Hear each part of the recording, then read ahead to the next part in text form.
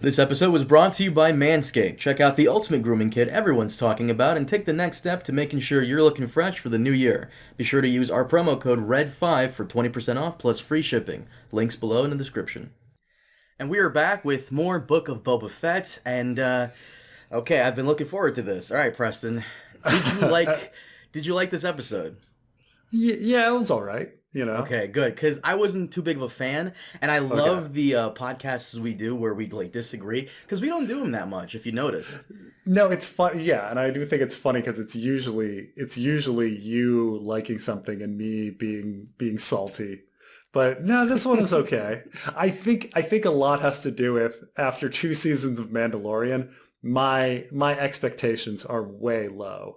So Aw. like so you know, it's like I go in, I'm not expecting much, and it's all right. It's okay. It was an all right episode. You It was called just it Boba of Arabia, I think it was. For yeah, me, it was it was Dances with Tuscans. So, I mean, it's the same story, right? I hmm mean, you know, even though Boba Fett is a minority in real life, the actor, it's still this kind of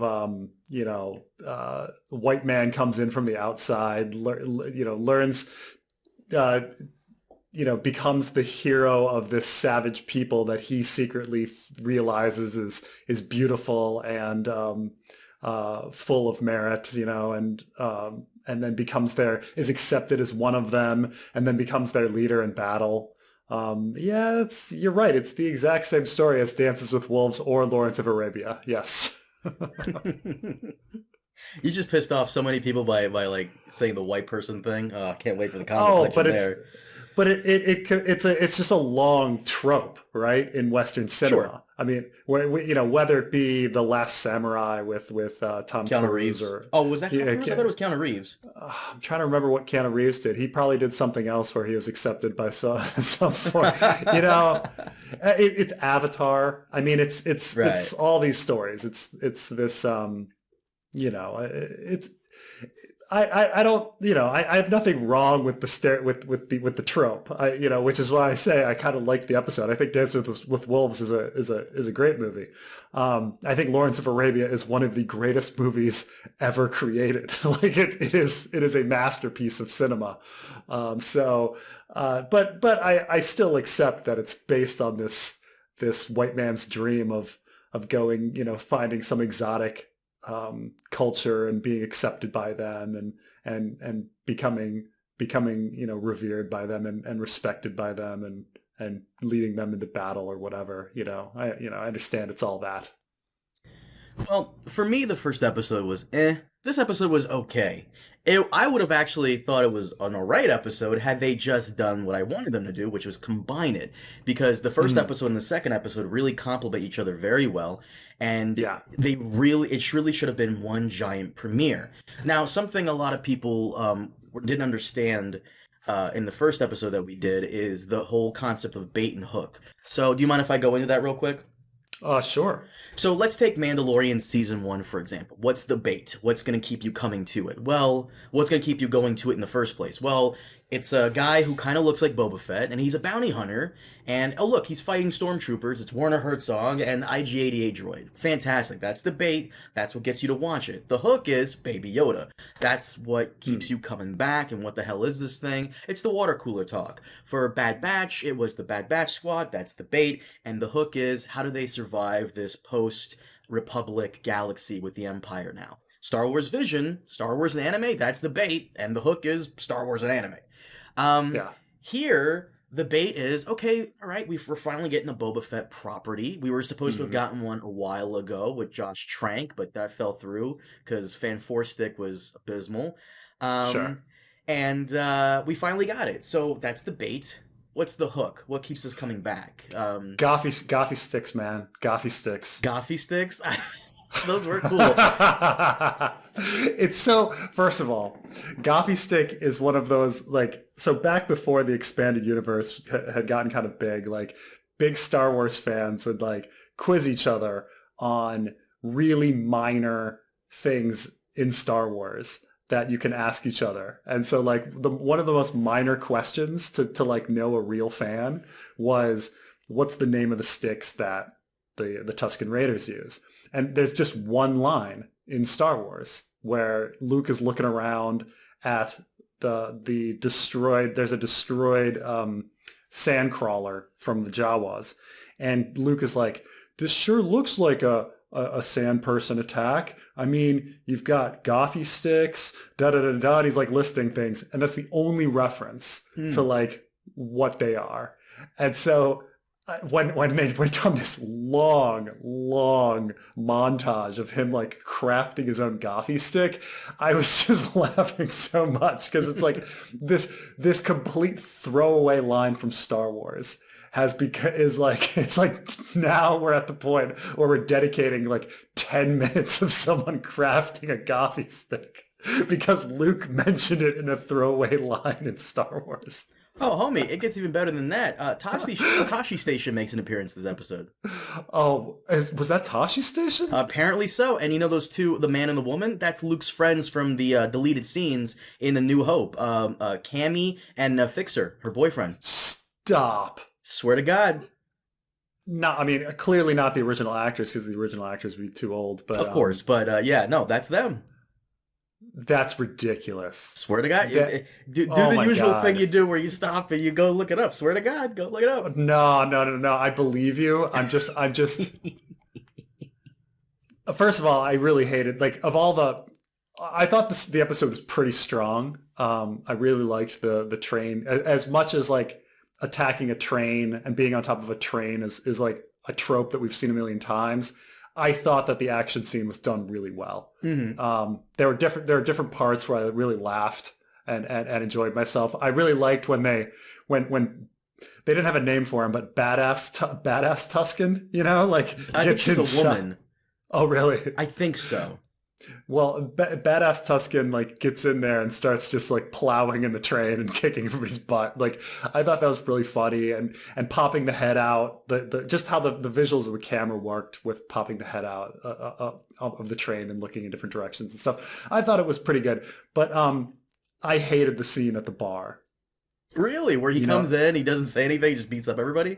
Well, it's just like, you know, the whole pathetic locals that are like, oh, we're being harassed. Like, how stupid would that guy be to be like, this isn't right, you drank my drink. Like, really, dude? How dumb can you be? There's like 6 of them. You're going to get killed. Like, just leave. Like, let him have the drink.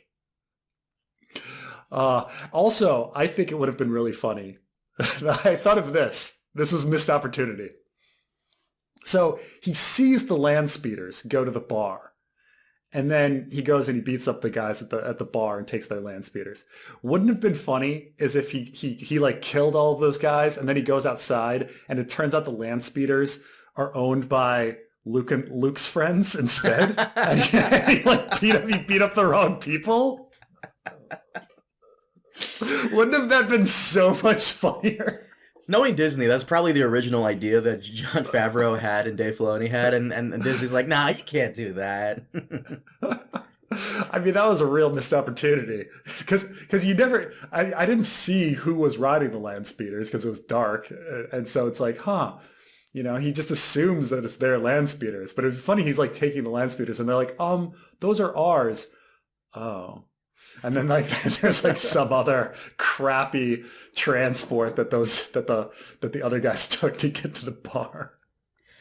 But no, so like I said, I felt as though both episodes should have been one giant episode, and like I was saying, there's no like a hook to Kimi coming back, because other than it being about Boba Fett, because like he wants to be a crime lord. Well, why? And before anybody says it, I'm not a Neanderthal. I know these will all be answered as the show goes on. It's not like a day like. Maybe it's not every new episode is in a new adventure like Mando was. I get it; it's more of a slow burn, but you really need to have that bait and hook in the first episode. You can't do it in a second or third episode. Yeah, I realized as well. So they started doing flashbacks within a flashback where he's having PTSD to being in the Sarlacc, I think I again keep thinking like, man, they should have just saved the Sarlacc. Like had like started his story with him with the Tuscan Raiders, and then we're wondering all season like, how did he get out of the Sarlacc? And then occasionally you have him have a bad dream of being in the Sarlacc. And like, wouldn't have that been better? And then you could have teased like we're gonna eventually reveal how he gets out of the Sarlacc and into this tribe, but you give us time. But no, they don't. Yeah. A few missed opportunities, but and I guess they had the hook. I mean, they had a few hooks in this episode. They're like, oh look, we've got Jabba's people, his cousins have come to town. First when they said the twins, I was like, Luke and Leia?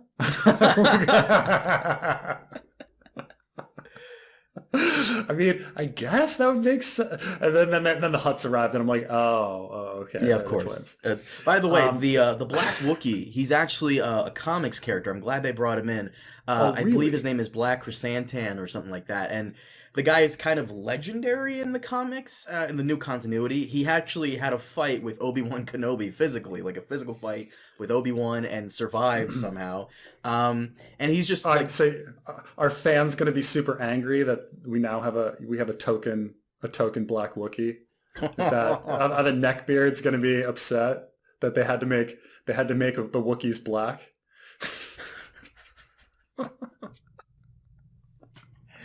Preston, careful. They're going to dislike your video. And leave angry comments. Well,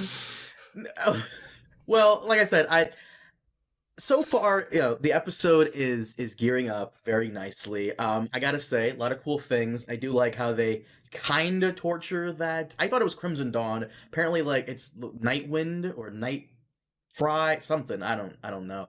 The assassins that came after them. Also, they were trying to kill him. If you go back and watch episode 1, it looked like they weren't trying to kill him. They were just trying to, like, beat the shit out of him, and that was it.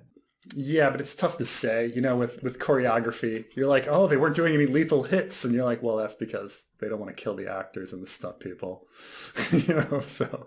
Well, still, I mean, if they really wanted to kill him, they should have just shot him from the corner instead of just ambushing him with, like, shields. If you want to kill somebody, a shield is probably not the way to do it, unless you're Tyrion Lannister and then you're just shield bashing everybody to death. But still, I feel like they wanted to just mostly, like, beat the shit out of him to, like, embarrass him because he's the new daimyo of Tatooine. Did you notice that line, by the way? Daimyo of Tatooine? Yeah, no, they're. Did he say was it just Tatooine, or is it the whole planet, or is it just kind of that area? I think he said Tatooine, so that means. And by the way, daimyo is Japanese for lord. Oh, and real quick, did you know that George Lucas was influenced by Akira Kurosawa and spaghetti westerns, Preston? Oh, really? I didn't. It shocks me too. Huh? You're trying to say that the Seven Samurai was like a thing? Apparently so. He was very influenced by it, Who knew? Who knew? This is new information. This is I've shocked the audience as well, I'm sure. But so this is something that I've never understood. So Tatooine doesn't have a central government. So whoever's like the quote unquote crime lord of Tatooine runs the whole planet? Is that how that works? Yeah, that's a bit weird. I mean, it may be that all the settlements in Tatooine are really close to each other, and most of the planet is just uninhabited. Is that kind of the idea that I have no clue Mos because Espa, Mos Eisley, Anchorhead, that they're all kind of near each other, and the rest of the planet has nothing? I would assume so, because in the episode 1, Qui-Gon is talking to Watto, and Watto's like, Republic credits won't do, only money, whatever that means. And then in the original trilogy, the Empire kind of has a presence on Tatooine, but why would they? It doesn't have any like resources or strategic value. It's just a desert planet out in the sticks. Yeah, and I'm also very surprised that there's so much wildlife and vegetation on Tatooine. Oh, yeah, of course. There would be. I would assume so. Because, I mean, that tribe, they're constantly finding those melons in the ground to drink. and then there's, like, animals right and left that they're finding in the sand, hidden underneath. And then, they happen to be really near the train route. Like if this were a desert, like a proper desert, like the Sahara or something, you'd think you just miss each other, that there'd just be no, or maybe along these trails is the only like possible water source and animal source, and that most of the planet is super desert, and this is like That makes inhabited more desert, sense. So they're always running into each other because the rest of Tatooine is even worse. But why use a train? Why not use spaceships? Like, I understand in the Solo film, you could argue the reason on that planet that they used a train is because the winds and like the weather is so hazardous that using a ship would be a bad idea. So thus a train that runs along a mountain. But you're on fucking Tatooine where there's like almost nothing weather, like there's no sandstorms and shit. It's for the most part seems pretty like fine to fly around. So I don't get why they're using a train. Yeah, that's kind of funny thing because it's like, oh, now when you send your train through this area, you have to pay a tax. It's like, or they could just, lift up a spaceship and then fly over that land and then drop it somewhere else. Like, it's true that it's true that technology is a little weird. Yeah, why use a train? And once again, I'm not a barbarian. I know why, like, we're spending time with the Tuscan Raiders. It's supposed to do a couple of things, which I find very neat. It's supposed to explain how come Boba kind of feels like a different character. He's clearly, when we saw him in Mando Season 2, he's clearly become a much different character. He has a different fighting style. I don't remember him using the gaffy stick before Mando Season 2. Since Mando Season 2 takes place post Return of the Jedi. It's also supposed to give him a purpose. The whole point of that what do you call it, psychedelic journey that he took with the lizard when it went into his nose? It's like a vision quest. Vision quest, thank you. The whole purpose of that was to, like, show us the big tree was his father, supposed to represent his family tree, and the little tree is him, and he's, enveloped in the branches, supposed to say that, he's breaking the branch and forging his own path. Sure, whatever. But I think one of the other reasons that we're having all these flashbacks with the Tuscans and him, being there is so at the end, when the armies of the Hutts come here, Boba can call on his Tuscan allies. There's like a huge battle. Oh yeah, I think that's absolutely the case. Yeah. So you are predicting that there's going to be a Lawrence of Arabia type battle at the end where, fight the Hutts are representing the Ottomans and the Tuscan Raiders are representing the Arabs, King Faisal's group, and Lawrence is Boba Fett. This is your big prediction for the ending. I pretty much. There's still a scene in the trailer that hasn't come to fruition. Basically, the scene where Boba Fett is having his meeting with the other crime capos, like the lieutenants and captains and whatnot. And they're like, why, give us one reason why we shouldn't just kill you right now. And he's like, well, why choose violence when, this Enterprise can make us rich. That scene hasn't happened yet. I'm going to assume that the Hutts buy out the lieutenants and the captains, and Boba's alone at the end, and then out of nowhere come the Tuscan Raiders to save him. All we're missing is the giant laser shooting out of the middle of New York City, and it's pretty much, word for word, everything we've ever seen. What's funny is that, of course, Lawrence of Arabia, King Faisal, is played by Sir Alec Guinness. Oh, really? Oh, yeah. I'm sure you've seen Lawrence of Arabia, but it's been probably many, many years. I've seen bits and pieces of it, like on YouTube, like clips and whatnot. I know the gist of it, but wait a minute. But Sir Alec Guinness is a white guy, and he's playing an Arabic king? Yeah. Yep. They brown face him a little. Yeah, they do. There's a hilarious. It's a brilliant movie. Not exactly completely historically accurate, but Peter O'Toole plays Lawrence and Alec Guinness plays Faisal. And there's this wonderful scene where, and it always sticks in my mind because I lived in Jordan for 2 years, where this battle actually took place down at Aqaba, and the Faisal's descendants are the kings, the kings of Jordan, and so there's a scene where they're sitting in a tent together, and Faisal says to Lawrence, "Why do you foreigners? Why do you like the desert?" And Peter O'Toole says, I like the desert. It's beautiful. It's very clean." And Sir Alec Guinness as Faisal goes, "We Arabs, we hate the desert.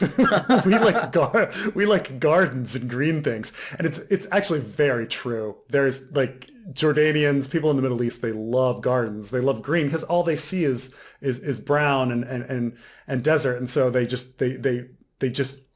want to see things that are lush and green because it's something different. But that line is like the most. It's just like the biggest. But it also like made me think of all of those scenes in the tent with the elder of the Sand People, and I just wish they subtitled stuff more, or they could speak and understand each other. Like I kind of feel that the conversations that happen between Peter O'Toole and Alec Guinness in Lawrence of Arabia are so much more interesting than the lack of conversations that are going on between Boba Fett and the elder of the Tuscan Raiders. I'm telling you, it's Spielberg. He's in charge of the subtitles. He's just fresh off West Side Story. He's in charge. No. We're not gonna put subtitles here, just like in West Side Story. Yeah, like they occasionally put in subtitles, but for the most part, you're just getting the Tuscan Raider, grunts, which it's too bad, because I really do want to hear what they're saying, because he seems to be understanding them, so I really want to understand their culture more and what he finds beautiful about their culture and what they're fighting for and things like that.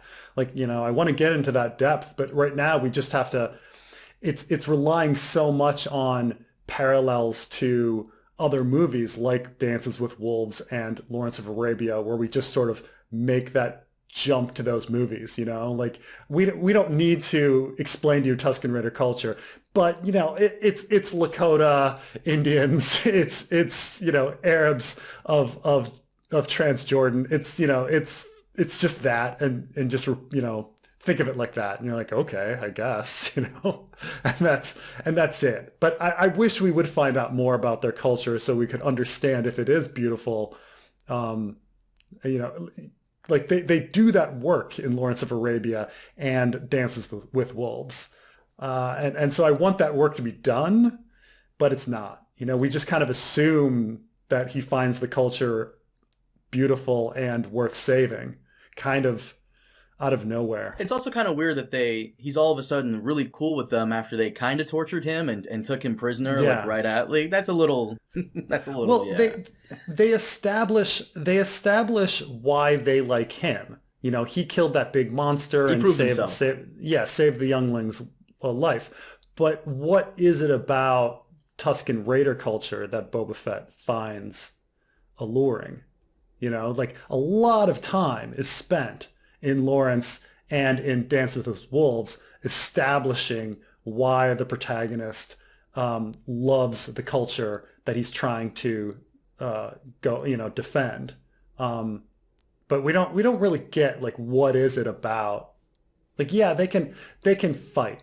Like, maybe does he just think that the fighting is beautiful and therefore, like, does he see how they care for each other? Does he listen to the beauty of their songs around the fire? Does he listen to the poetry of their legends? Like, what is it about what Tuscan Raider culture that he finds worth saving? We just kind of make that jump. It's too bad. Hopefully that's answered going forward. But the other thing that I have to be nitpicky here. I also have to ask, I assume there's something in the Taiwanese water supply that's making you a very non-nitpicky person. I've noticed this since you've gotten there. You're much more less nitpicky, but I will take the mantle for you, Master. Oh, Master Obi-Wan, I got you. So I have to nitpick about this one thing. So the tagline of the show is, Jabba ruled with fear, I intend to rule with respect. Homie, you are Boba fucking Fett. Your legend speaks for itself. You are one of the most feared bounty hunters in the goddamn galaxy. When the Empire wants something done, they get robot guy, lizard dude, guy in turban, and you. Like, you're like one of the few... You know what's funny? And like the galaxy, you assume that there are trillions of life forms in the galaxy, and he was in the top 5. He was in the top 5. Him and like bug dudes. And here's the thing: trillions of life forms in the galaxy, millions of criminals. There's gonna be a lot of stupid guys there. And I was having this conversation with someone. Wouldn't it be fucking hilarious if, with all the stupid criminals out there, they mistake Boba Fett for like Mando on several occasions, and Boba Fett's legend just grows because no idiot criminal can tell the difference between swamp green armor and cyan. It all looks the same to these idiots. So you're very true. Like, oh, I heard this Mandalorian was doing this and this, and like every once they should be like, huh? But I heard Boba Fett broke a bunch of people out of a Republic jail. Like all the different tales should be going back and forth. Wait, Boba Fett saved some village from. Hold on a second. Hold on, my wife is ringing the doorbell, wanting in. Yeah, go get that.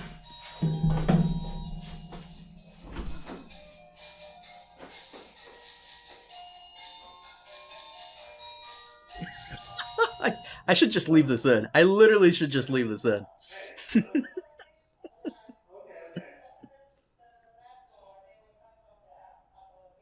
Okay, sounds good.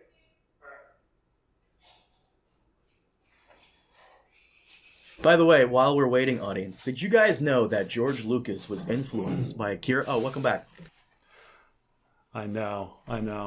Okay. So you were saying Boba Fett, he helped the village being raided by those pig guys that was raiding them. Yeah, exactly. Like Boba Fett's been super active, Or the same should have happened to Mando, right? I don't think so, because Boba Fett's legend, I feel as though Boba Fett's been doing it longer than Mando, and I feel like he's more infamous than Mando is. But Mando goes to Tatooine. Shouldn't he be like walking around Tatooine and everybody's like, oh my god, it's Boba Fett? Or like, it's Boba Fett's brother. Like, everybody be like, dude, you look like Boba Fett. Like no one's doing that?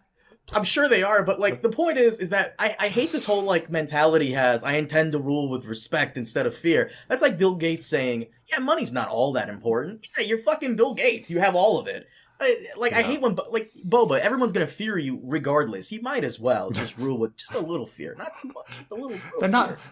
They're not mutually exclusive. you can rule with fear and respect.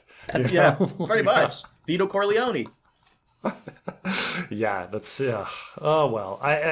Maybe we'll find out. Because I mean, if the implication is that somehow he changed from the Tuscan Raiders, do the Tuscan Raiders not use fear? Because people seem pretty damn scared of the Tuscan Raiders.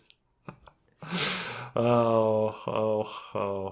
I still want to know what's up with Tatooine's like central government. Do they not have one? Does the quote unquote daimyo of Tatooine, who I guess was Jabba before him, does he rule the entire planet? See, this is the point where George R. R. Martin would like write a blog and ask about Tatooine's, tax policy and their position on gay marriage. Right, but at the same time, Star Wars is a story about governments toppling themselves, toppling each other.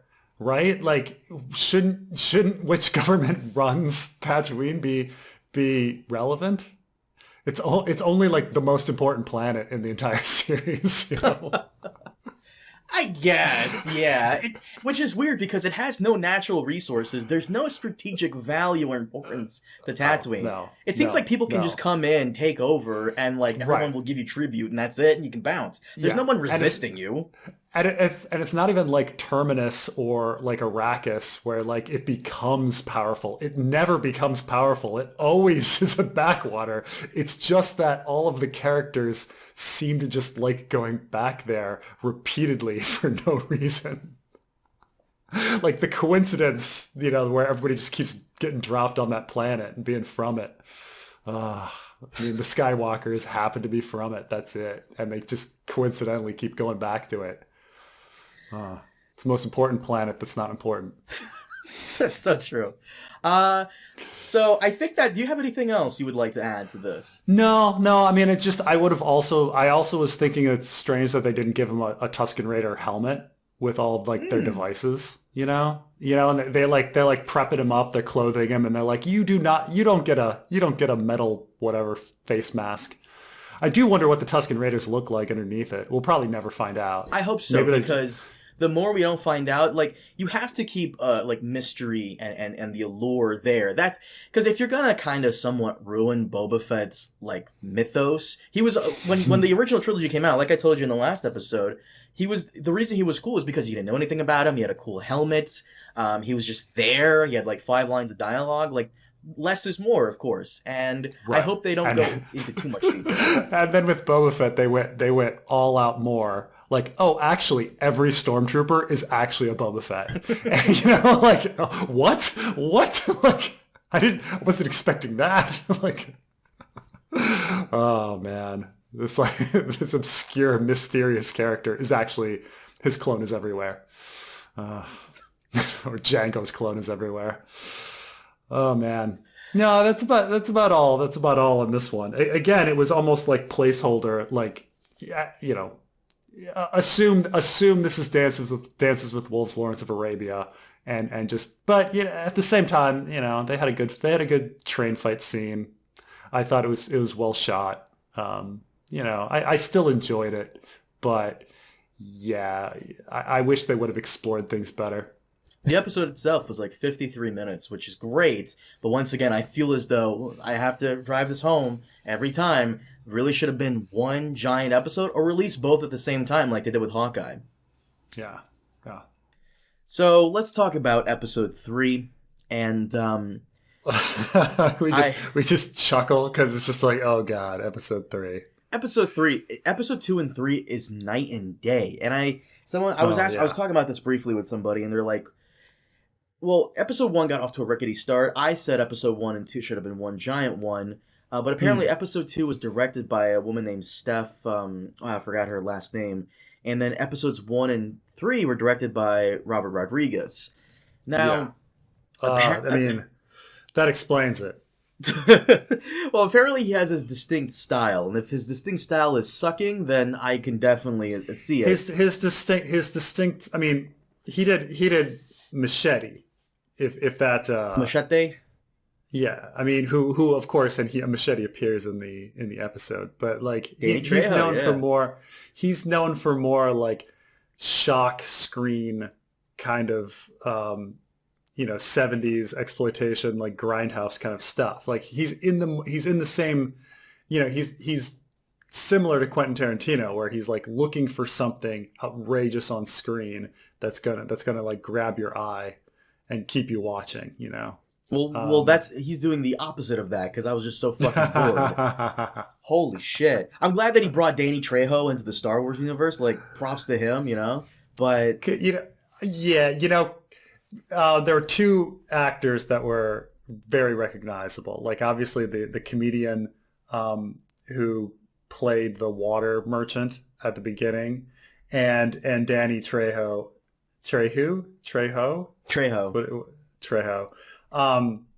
And I expected them both to be, you know, to stick out more than they did. I guess I tolerated them, but I hate seeing actors I recognize in Star Wars, because it takes me out of it. You know, I'm just like, oh, that's, you know, because I'm sitting there going, oh, it's the guy from Dodgeball, you know, like, or it's the stapler guy from Office Space. I was about to say that. Yeah, that's where I know him from. You know, and it's like, oh, there's Machete. You know, like it's the first thing you think, but you know, it worked out, I guess. They both dialed back their zaniness. Well, I don't mind the cameos as much as you do. I'm fine with them, because the cameos can be like a cool thing. But I just really am not vibing with this series so far. What I will say, to sum it up, my disappointment is, if there's a second book to Book of Boba Fett, hopefully they tap George R.R. Martin to write it so we never see it. Because at this rate, it's trash. It's so bad. I was just... There's so many things. I mean, I don't even want to talk about the Hackers Gang. Okay, the Hackers Gang was just was the worst thing. There was just the worst thing you could put into Star Wars. Like, it was just that doesn't belong on Tatooine. Like, when I think of everything that they did right in episode 2, like, where episode 2 was a nice slow burn where you felt like they were actually building this universe of the Tuscan Raiders, and it all made sense. And at no point did I think it was, schlocky and fake. It all seemed so gritty and real, like him doing those ceremonies, and even even the action scenes, like, they seemed grounded, and even though it was speeders racing after a train, like I felt like it was real action. This episode, everything just felt out of place. Like the hackers gang, why are their clothes so clean? And why are their bikes so clean? And why do their bikes and clothes look like nothing that would ever be on Tatooine? Like that looks so like colorful stuff that would... It looks like it would have been on Coruscant, Yes. Which and still I would have hated it on that planet. Like they were far too good looking to be a downtrodden like street gang of unemployed kids. Like, oh, we don't have any work, but we all have like super cybernetic implants and perfectly clean clothes and really colorful, perfectly, put together bikes. That girl was way too pale for someone who lives in fucking Tatooine, that's for sure. Of course, yeah. Way too pale, way too hot. That I don't mind. Yeah, but that's the thing, is like the whole aesthetic of Tatooine is this gritty, real kind of thing. That's one of the things people really like about Star Wars, is that it feels gritty and grounded. It's almost steampunkish. Yeah, absolutely. And then you have these things that just don't feel real, and they feel so out of place. Like, it made me think of Obi-Wan visiting that diner, in Attack of the Clones. Like, it just seems so out of place, So the hackers gang, I mean, luckily they had very few lines, but the hackers gang... Oh, they're sticking around. Because the new thing that Star Wars is doing now, something tells me that the hot chick, the pale one that stands out, something tells me Boba's probably going to take her under his wing, because the new shtick now is, well, Mando had Baby Yoda, and in Bad Batch we had the Bad Batch clones taking care of Omega, the little girl. And now, like, I guess, she's going to be Boba Fett's Baby Yoda / Omega, so there you go. I guess. They're not going to have the back and forth banter of Kate Bishop and Hawkeye. No, that's not going to happen. You know why else you hated those kids, those fucking teenagers? They're like, they feel like hooligans from, like, a random Disney kids show. Like, they don't feel like hooligans, like, who are, like, rough and tough and they feel like... They felt like they were casting the children of producers or something. That's why I was joking that it's the gay... I don't know if you saw the movie Hackers, but, like, it's... Okay. Then you know exactly, like the faux cool, like edgy kind of, like, thing that they tried to pull off in that movie is just so hilarious, and it's just... It's again what they, when people are trying to make cool kids, it just doesn't, it never works out. And they all had perfect hair, perfectly combed. How is there not dust on everything? How is there not sand on everything? I mean, Anakin told us that sand gets in everything. Like, let's keep it consistent. They don't have enough money for water, but they do have enough money for cybernetic implants and those, like, Vespa speeders that look really super cool. Candy apple red, perfectly clean speeder. They were just horrible. And then just so much I also hated. Like, you spent all of this time establishing this relationship with Boba Fett and the Tuscan Raiders, and you feel like it's going someplace. Nope, they just died. Like, what? Killed off screen? Off screen. Like, what was I watching the first 2 episodes for? Killed off screen? Are you fucking serious? Like, and just boom. Okay. Oh my. That was just, what a bad choice. What a bad choice. Oh gosh. No, you're not wrong. In fact, I had a perfect idea for this entire episode. So let's talk about Black Chrysanthemum sneaking into Jabba's palace somehow. And by the way, let me give you the backstory. I was about to complain about that too. Let me give you the backstory. First of all, if you're gonna sneak in to some place and you're for some reason sneaking into Jabba's palace, and because Wookiees are known for being ninjas, right? To kill somebody, you should probably kill them and then back the tank. Why not?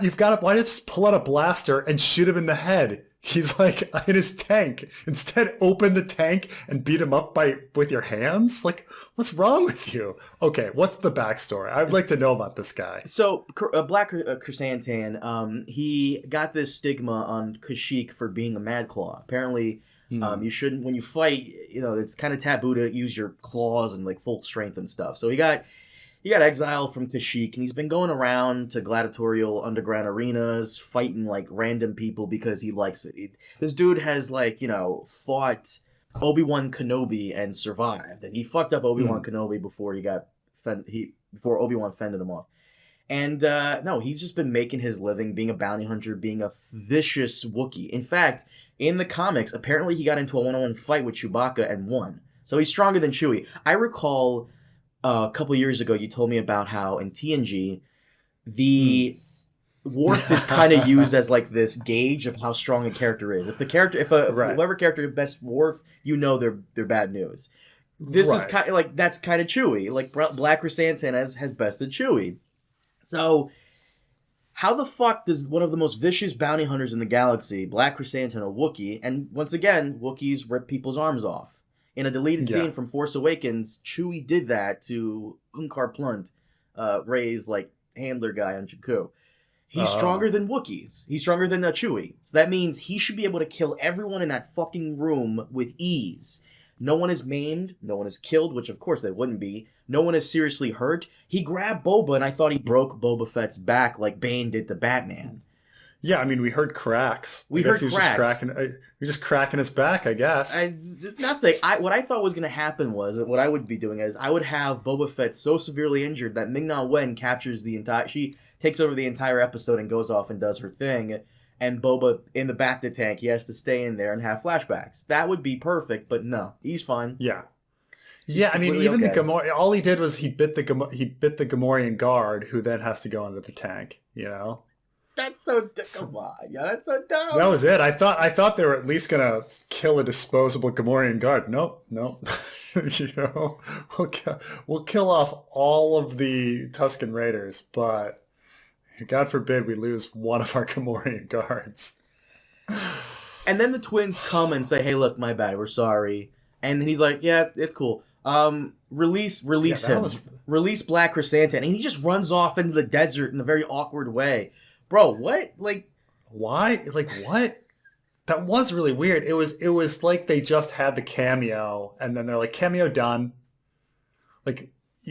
You're not going to kill the guy. You're not going to have him be loyal to you. You're not going to sell him off. Do something. You have this incredible character which has a lot of fans who are into him and potential, and then you're just going to dismiss him. I don't know. Are they hoping for a spinoff? What the Black Chrysanthemum spinoff? God, I fucking hope not. And then, so you mentioned the hackers gang. That speeder bike, the speeder Vespa chase. That was stupid. No, it felt really bad. I mean, I thought that some of the aliens' makeup looked okay, but that was it. I didn't. There was no stakes. It didn't feel real. Nothing felt real in that whole chase.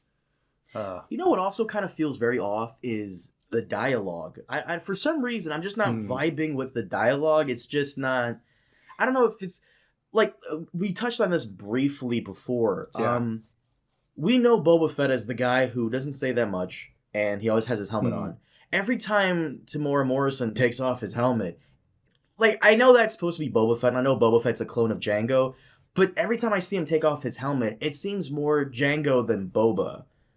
Right. I agree. His minimal dialogue is okay when he has the helmet on, but when he takes the helmet off, you're expecting him to talk, and he doesn't really talk that much. And Ming-Na Wen doesn't talk that much either, and they're kind of the same character. So the only I actually feel that the best dialogue scenes are when 8D8 is in the room, because 8D8 has more personality than Boba Fett and Ming-Na Wen, which is really weird, right? That this droid, who is mainly there for exposition, has more personality and charm than our characters. It's really, really weird. The whole thing is really just... Every time he takes off his helmet, and they keep calling his crime syndicate a family... Which, homie, you ain't no Sopranos. You're fucking Boba Fett. You got a couple guys who I guess work for you. You don't really pay. Ming-Na Wen is just your homie. You don't really pay her. The Gamorrean guards, I feel like they don't really get paid. They're just around. So you're not. You don't really have a crime syndicate. You're just a guy in Jabba's palace who lives there with a couple of dudes, and that's it. Who's trying to collect tributes that people normally gave to Bib Fortuna, and you're trying to see who's still willing to give it to you based on nothing, like what kind of loser mob boss goes on his own like collection runs? Like seriously, like that's so dumb, that's so lame, but whatever. He wants the people to see his face. He's not an absentee ruler. He rules with respect instead of fear, which so much respect. Hey, remember that time you took in a Tuscan Raider tribe in order to try to get them money and their ancestral lands back, and then you went to go get them some money, and you came back and they were all murdered? That was a lot. You must have gained a lot of respect at that time. As much as I want to see like Cad Bane from the Clone Wars and Emilia Clarke show up, or even Han Solo, like I can't help but feel as though this show needs those people to show up to be good, whereas Mandalorian stood on its own two legs by itself before any of the other cool cameos like Luke and Ahsoka started showing up. So it's very telling that you need cameos from other shows to make your show better versus... I actually have a big problem with cameos in general. If you've ever seen a movie like Zoolander 2 or Anchorman 2 or watched any episode of Saturday Night Live, many of the times they have nothing to write, so they do a cameo, right? Mm-hmm. And a cameo does not make a good story. A cameo does not make entertainment. Like me going, oh, I know that. Like, oh, I know that actor. Oh, I know that character. That's not a story. Like, a cameo is not a story. A cameo is not a joke. This is my problem with like Saturday Night Live. They're like, oh, we actually got Sarah Palin. We should put her on screen with the person that does the Sarah Palin imitation. Okay, great. And what are they going to do? They're just gonna be there. They did this for remember the Social Network movie about Facebook? Yeah. They did this with Michael Cera. I think it was Michael Cera. Michael Cera. Yeah, it was Michael Cera. Yeah. They had Michael Cera on and the actual Mark Zuckerberg humanoid on, and the two there apparently never met before, and they were just standing there. Just standing there. It's very awkward. I remember it. It's the dumbest idea, and they keep doing it on Saturday Night Live over and over again. And it's just cameos aren't that entertaining to me. This fucking Dean Martin's closet bullshit. I don't know if you know what I'm talking about. Kinda. It sounds familiar. Dean Martin used to have a show, and then it was just. You just have his friends on. It was the laziest piece of shit kind of thing. And you just go to his closet and you open the closet and there'd be a different celebrity inside that was one of his friends. And that would be the thing. Yeah. Fucking cameos. Who cares about a cameo? Well, to be fair, when Luke cameoed in Mando, the final episode of Mando, we hadn't seen him in years. It seemed to work, yeah. So. I mean, I guess that caused people to cream their pants. But I mean, that's different because people think that there's going to be a massive implications for the plot or something, while just having some random Wookiee show up or Ahsoka show up, I don't know. So what'd you think about the Rancor monster? when it comes to stuff like that, it's whatever. He's gonna ride a Rancor. All right, that's kind of cool, I guess. But Yeah. like I said, his interactions with the Rancor, I really don't care. I was more curious about Danny Trejo's interactions with the Rancor. That would have been way more cool. But Boba with the Rancor. I mean, I guess I was interested in the world building of, oh, there's more to the Rancor than them being horrible beasts. They're actually like naturally quite docile, gentle animals who imprint on people, and all of that. I was like, oh, this is interesting, but it might only be because I owned Rancor Keeper and Rancor Monster and the Rancor. I had Rancor Keeper and the Rancor, and so like, because I had those action figures, I'm like, oh, this is interesting. Like maybe there must be like, some Star Wars fan who had all the toys, and every time he sees one of his toys on screen, he's like, oh my God, I had him. Like I had Bib Fortuna, and you had all the Jabba's Palace gang, really? I didn't have all of them. I had a Gamorrean guard. I had Claytu in battle armor, but not regular Claytu. I had 88. I think I had Jabba and Sulcacious Crumb. Damn, dude, you had everybody. What do you mean? I had Bib Fortuna. Well, this is the thing, is those were my only Star Wars figures. Oh. And this is what's really bad, is I think what my parents did is they're like, oh, well, let's go to the toy store and see what looks most interesting. And then they see something that looks interesting and they buy it for me. And the interesting stuff are all the bad guys. So my Star Wars collection was my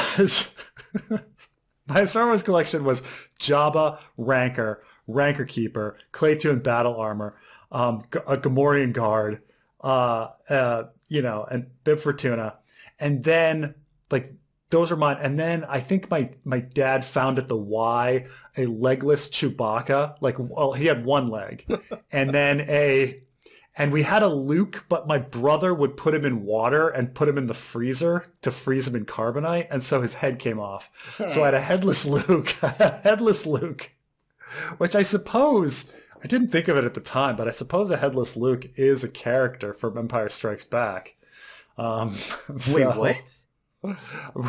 When he cuts off Darth Vader's head, and it's actually like himself. Yeah, I know, it's a stretch. Considering it's a dream and it's Darth Vader and it's himself, So, but I didn't have the greatest collection of Star Wars toys, no. But yeah, I guess that's why I had more interest in the Rancor Keeper there. And it's funny because I had those ones because I kind of don't like Return of the Jedi as a movie. Jesus. Oh man, so sad. We both of us really thought they were going someplace with those Tuscan Raiders. You mean me? I really thought the Tuscan Raiders were going to come in for like the final battle with the Hutts as like an army or something, and that's done and over with. That's not gonna happen. They just gotta keep moving them on to the next thing. I'm getting annoyed because I was like, you know what? Crimson Dawn's behind all of this. Crimson Dawn's working with the mayor. Nope, it's just the Pike Syndicate. All right, whatever. Yeah, is that the weird JL gang? Is the well, actually no, the biker gang in the past is different from the crime syndicate in the present. I don't know. We'll see about this biker gang. But this episode was way too slow. Kind of. Like once again, I know we're gonna get more cameos. I know. Oh, did you see the Mandalorian character cameo? She was in the background. Oh, Amy Sedaris character. Yeah, I noticed it. Yeah, it's whatever. It's whatever it is. She was walking down the street. The episode itself was lame. It was the dialogue was weird and clunky. Like Robert Rodriguez really should never like fuck with anything Star Wars ever again, because I really don't like his style. I know it's Dave Filoni or Jon Favreau writing it, but his directing is just really kind of awkward. There was a lot of moments I felt that were very pointless, or like them walking to places or him writing his banta. Like, I understand the atmosphere is very important, which is I also don't understand why the fuck they don't use the full like colors for Tatooine. Let me show you what I mean real quick. Yeah, I know what you're saying. It feels Like very it's washed muted. out. Yeah. What the fuck? Why? Why is that? Why are they doing that? I don't know what it is. It's like they brought in Zack Snyder for this shit. It's so bad. Yeah, that is really strong. The difference, because you're right that in the original, especially maybe in the original like non-special edition, A New Hope Star Wars, maybe it was kind of muted, but after that they kind of brightened everything up. Certainly Return of the Jedi is bright. Certainly all the new movies are bright. And probably the special edition of A New Hope is bright. But yeah, you're right that there's just this completely different feel to it. The bottom picture, like when Anakin is with Padme at Tatooine, it actually looks like a hot desert, whereas... yeah, the blazing sun coming down. Mm-hmm. Yeah. Jesus Christ. Anyways, I think that's all I have to say. Maybe, the speeder bike maybe chase it's winter. Maybe it's winter. It's winter. I don't know. The speeder bike chase sucked. Black Chrysanthemum didn't kill or maim anybody. Dialogue is weird. The only good parts were like Danny Trejo showing up for like a minute, which you didn't care about. Yeah. I mean, I thought he was okay. I thought he acted well, and I thought the Rancor was interesting. It's like shoots of hope of where they're going to go with it, but knowing the show, like everything is just cut and resets like every 1 or 2 episodes, then the Rancor's probably going to have a life of 2 episodes. I don't know. Well, I think we're only supposed to have 6 or 7 episodes, so 3 or 4 more to go. Yeah. I mean, isn't it really odd? I mean, isn't it really odd that the Hutts are like, oh, the Hutts are here, and then the next episode the Hutts are like, we're leaving. You're like, great. You're like, what? I mean, granted they're leaving so that they can just wait for Boba Fett to have a fight and then they can come back, but it's like the whole thing was like, oh shit, the Hutts are here. Now things are going to get different. In the next episode, we're leaving. Like, I thought this was going to be one of those stories where, so I love the Batman Arkham games, but Arkham Origins, which was not done by Rocksteady, I think, or Rockstar, or whatever the company's called, they didn't do that one. Great idea, bad execution. So in Arkham Origins, it's Batman's first year as Batman, and the mobsters are like, you know what, fuck this guy. Let's find the worst villains out there to kill this dude. They hire some mercenary guys, and on Christmas Day, all the mercenaries, at least 6 or 7 of them, go after Batman. And one after another, he's taking out these rogues gallery of guys. Bane, Copperhead, he's taking out Firefly, like he's taking out all these guys. Shocker guy, whatever his name is. I thought this was going to be kind of like that. Like Boba is coming in on territory that's he's not familiar with, and these mobsters are pissed. So they're going to be sending all the bounty hunters after him. Like Boskin, fucking Chrysanthemum, which they kind of did. And like all these, like every episode is him fighting a bounty hunter.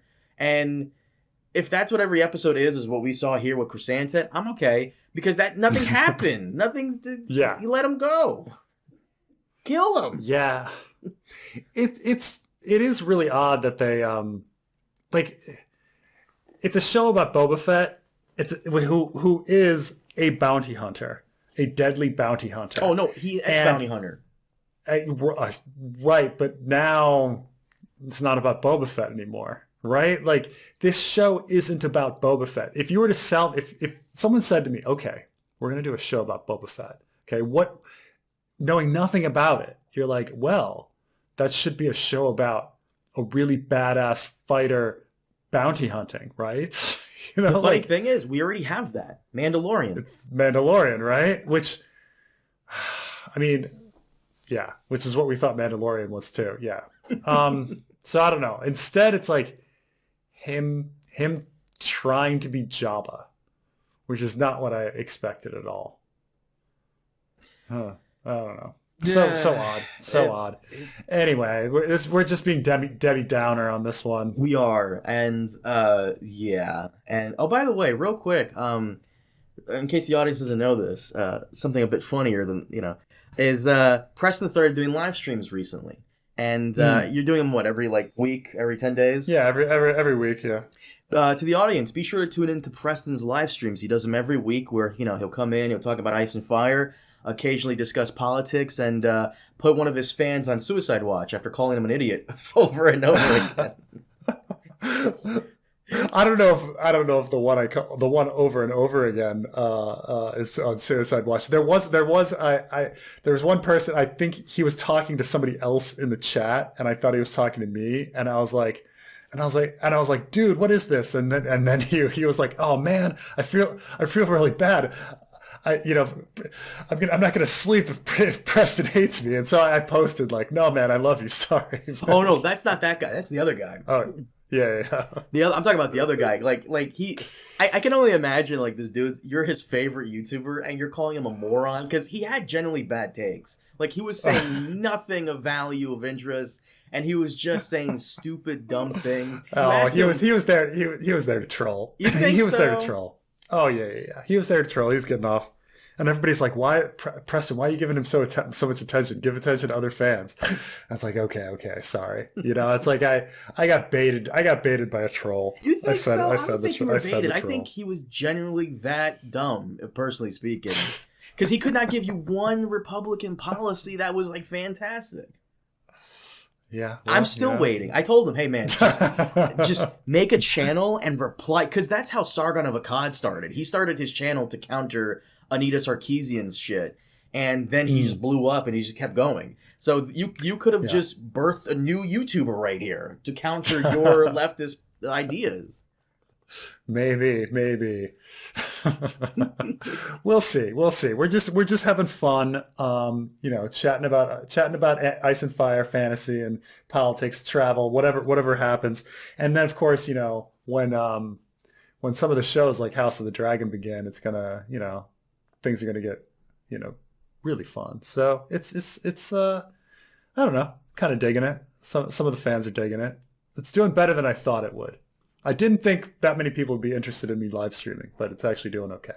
So, well, be sure to check out Preston live streaming. Definitely tune in for that. Hopefully, he'll call out more right wingers in the live chat. So, are we done with this episode? Because how long have we gone? We got 30 minutes on this one. We do this. I do this all the time. I'm like, yo, this 15-minute discussion, in and out, boom, we're done.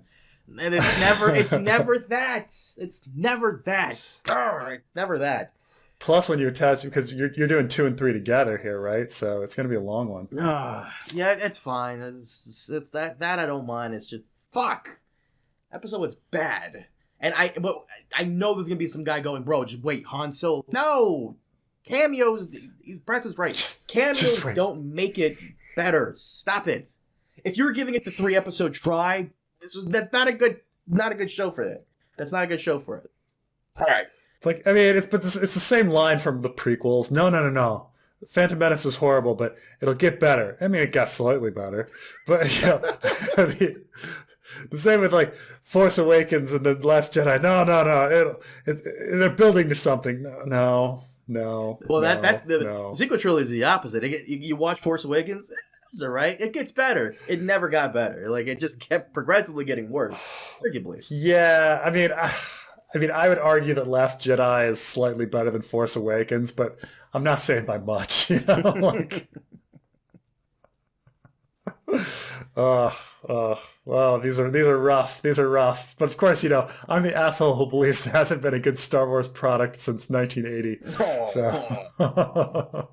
Mando was good. What are you talking about? Mando was cool. Okay. Mando was okay. All right. Do you mind if we wrap it up? All right. Sounds good. Guys, thank you so much for joining us on episodes 2 and 3. We'll see you next time with episode 4. Hopefully something happens. We'll see what happens. Hopefully it does. Check you guys later. Take it easy.